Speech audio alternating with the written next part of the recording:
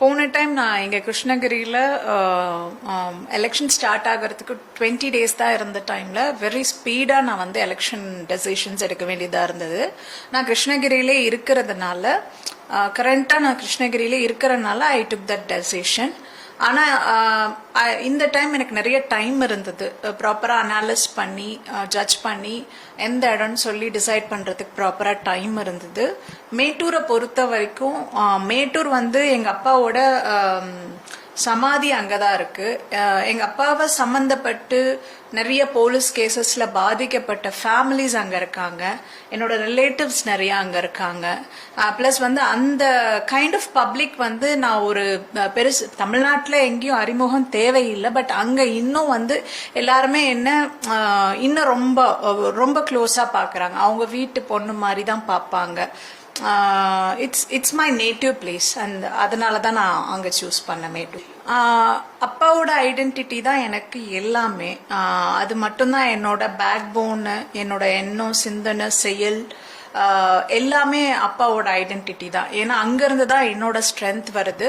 அவரோட லைஃப் வந்து ஒரு ஃபைட்டிங்கா ஒரு கவர்மெண்டால பாதிக்கப்பட்டு ஒரு ட்ராக் மாறி இவ்வளோ ஃபேஸ் பண்ணி அவர் இந்த சிச்சுவேஷன்ல இறந்துட்டாரு அப்படின்றது அவர் லைஃப்ல இருக்க நெகட்டிவ்ஸ் எல்லாத்தையும் விட்டுட்டு நான் அந்த பாசிட்டிவ்ஸ், அவர் எந்த அளவுக்கு மக்களுக்கு சப்போர்ட்டிவா நின்னாரு, மக்கள் எந்த அளவுக்கு அவர் மேல அந்த அன்பும் பாசமும் இன்னும் வச்சிருக்காங்க, அந்த உணர்வு வச்சிருக்காங்க, இது எல்லாம் தான் வந்துட்டு எனக்கு பாலிடிக்ஸ்க்கு ஒரு பெரிய பேக் போனாவும் ஸ்ட்ரென்த்தாகவும் இருக்கு.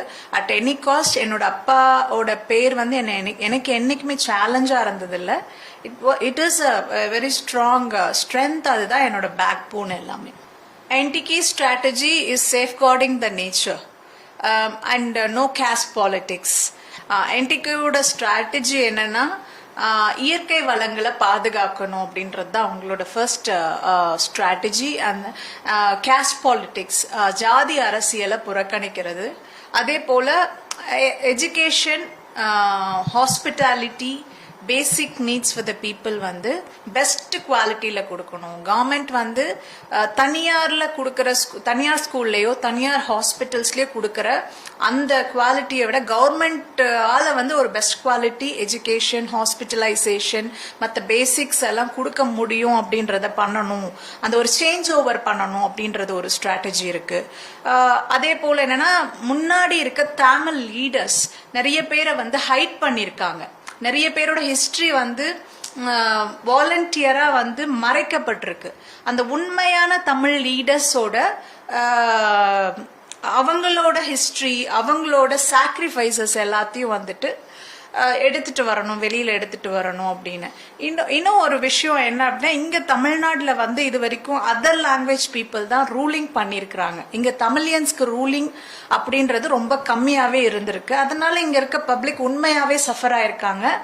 அந்த உணர்வு இல்லாத ஒரு சிச்சுவேஷன்ல பப்ளிக் இப்ப எப்படி சஃபர் ஆகுறாங்கன்னா, வைன் ஷாப்ஸ் அதிகமாயிடுச்சு, ட்ரக்ஸ் அதிகமாயிடுச்சு, நேச்சுரல் என்விரான்மெண்ட் வந்துட்டு டிஸ்டர்ப் ஆயிருக்கு. இப்போ எல்லா மலை இருக்கிற ஏரியால கிரானைட் கம்பெனிஸ் ஆயிடுச்சு. ரிவர்ல இருந்து மணல் எடுத்து விற்க ஆரம்பிச்சிட்டாங்க. எல்லா நேச்சுரல் இதையும் தமிழ்நாட்டோட நேச்சுரல்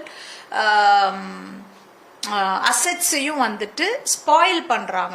அவங்களோட அசெட்ஸா மாத்திக்கிறாங்க, கொள்ளையடிக்கிறாங்க, இதெல்லாம் பண்ணிட்டு இருக்காங்க. அப்போ ஒரு தமிழ் தேசியம், அதாவது லீடர்ஷிப் ஃபார் தமிழ்நாடு, தமிழ் தேசியம் அப்படின்னு வரும்போது we are very much eager to safeguard our motherland basically, and we will have எங்களுக்கு இருக்கும், எங்க லேண்ட் மேல எங்களுக்கு தான் உணர்வு இருக்கும். எங்களுக்கு தான் என்னன்னா, ஒரு மலையை அழிக்கிறாங்களே, ஆறு அழிக்கிறாங்களே, மணலை எடுத்துட்டு போய் கொள்ளையடிச்சு அழிக்கிறாங்களேன்ற உணர்வும் வலியும் எங்களுக்கு தான் அது பார்க்கும் போது அதிகமா இருக்கும்.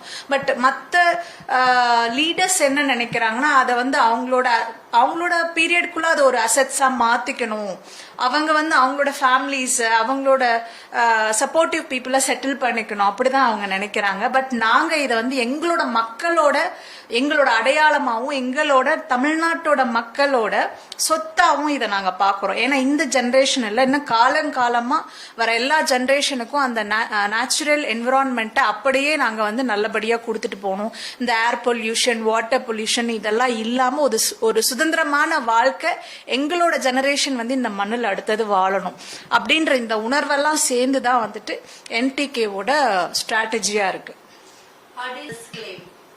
கண்டிப்பா நேஷனல் பாலிடிக்ஸ் டிஎம்கேவும் கொண்டு வந்திருக்காங்க, ஏடிஎம்கேவும் கொண்டுட்டு வந்திருக்காங்க. ஏன்னா most of the time ADMK வந்து பிஜேபி கூட அலையன்ஸ் போவாங்க, டிஎம்கே வந்து காங்கிரஸ் கூட அலையன்ஸ் போவாங்க.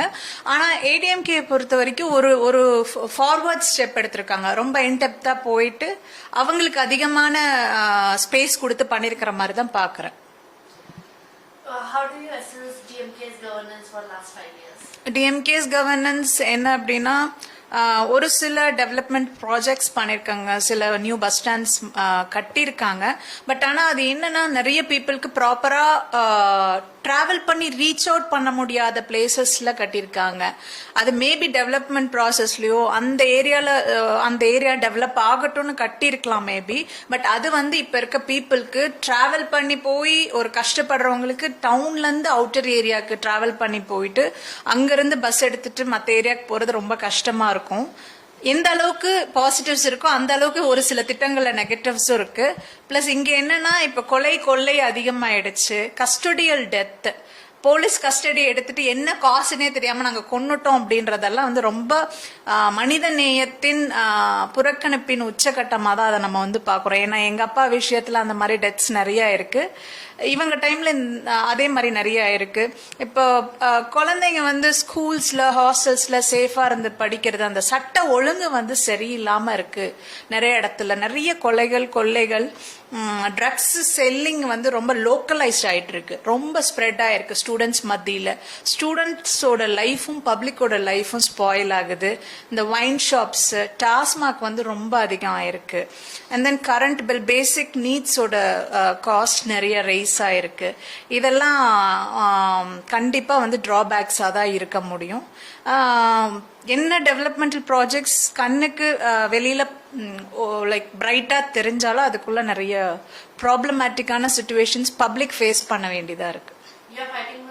Salem is AIADMK based. So how do you feel that what kind of challenges and how would you convince and appeal people to vote? சேலம்ல வந்து மேட்டூரை பொறுத்த வரைக்கும் என்னன்னா மோஸ்ட்லி சேலம் வந்து மேட்டூர் வந்து எப்படின்னா கன்சிஸ்டன்டா ஒரு கட்சி தான் ஜெயிப்பாங்க. இந்த வருஷம் இந்த கட்சி ஜெயிச்சாங்க, திரும்பவும் அவங்களே ஜெயிப்பாங்க, இன்னும் 5 வருஷத்துக்கு இவங்க தான், இந்த ஊர்னா இந்த கட்சி தான் ஜெயிப்பாங்க அப்படின்ற ஒரு இதே கிடையாது.